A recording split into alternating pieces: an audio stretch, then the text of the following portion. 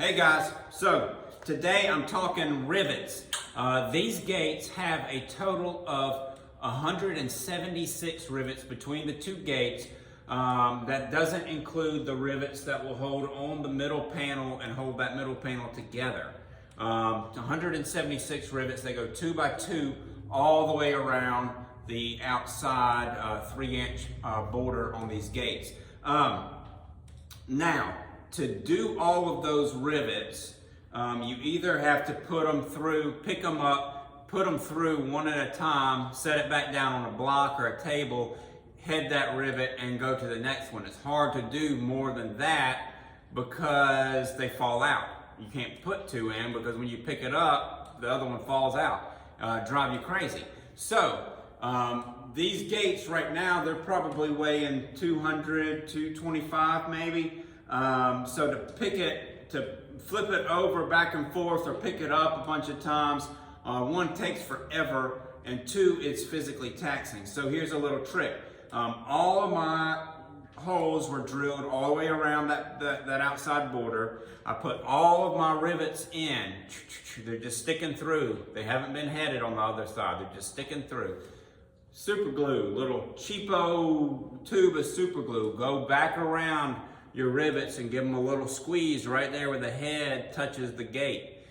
All the way around. What that's gonna do is it's gonna glue those rivets down. They won't fall out now. They're super glued to the gate. So now I can hook this to the chain hoist, pick it up, flip it over and lay it on the other side where all my rivets are sticking out like that, and go down with a block underneath, or even on the concrete floor works fine with these little 3/16 rivets if you're using a torch, and head all of those rivets. I don't have to flip back and forth or pick it up a bunch of times and try to get a rivet in there or do any of those other finagling things that we blacksmiths like to do. So, little trick on how to work smarter and not harder. Hope that helps you guys. Thanks so much. All right, guys. So we flip the gate over. I have all my rivets sticking straight up, right? And now I wanted to show y'all the method of being able to just run through these rivets real quick like this. Now this gate has to be up on 1-inch blocks, just 1-inch square bar, sitting up off of the concrete, and that's because of my basket twist. If it sits directly on the ground, all the weight sits on all my basket twist, and the edge, this part of the gate is actually still up off the ground. And I don't want that weight sitting on those basket twists. So I have it sitting on 1-inch blocks. So in order to run through these rivets, because all these rivets are just sticking up, they're all glued in. Now that super glue, you won't see it afterwards because I'm gonna flip this gate back over, and before we paint it, we're gonna run over it with the wire brush, and that takes all that super glue off.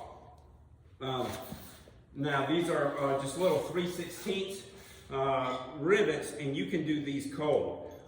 So picking this gate up like this, pretty tough. If you get a little bar, you can slide underneath. It makes moving that gate up and down real easy. Oh, another 1-inch block, you pick it up, you slide that underneath 2 rivets. You can head them by hand, cold.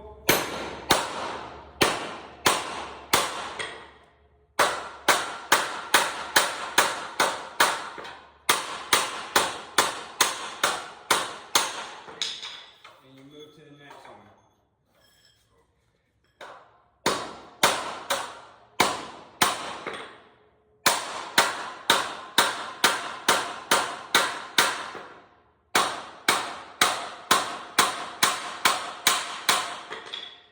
Just that easy. You'll go all the way around it.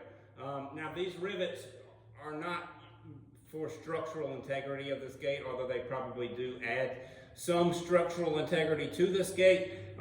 These rivets are primarily for the look. And man, they sure do set this design off. There's just that 2 little rows of rivets around that thing make that little frame that we put around this pop like magic. So those little elements that you can add to your designs, man, do it because it's well worth the time, because it gives you that signature piece. Thanks, guys.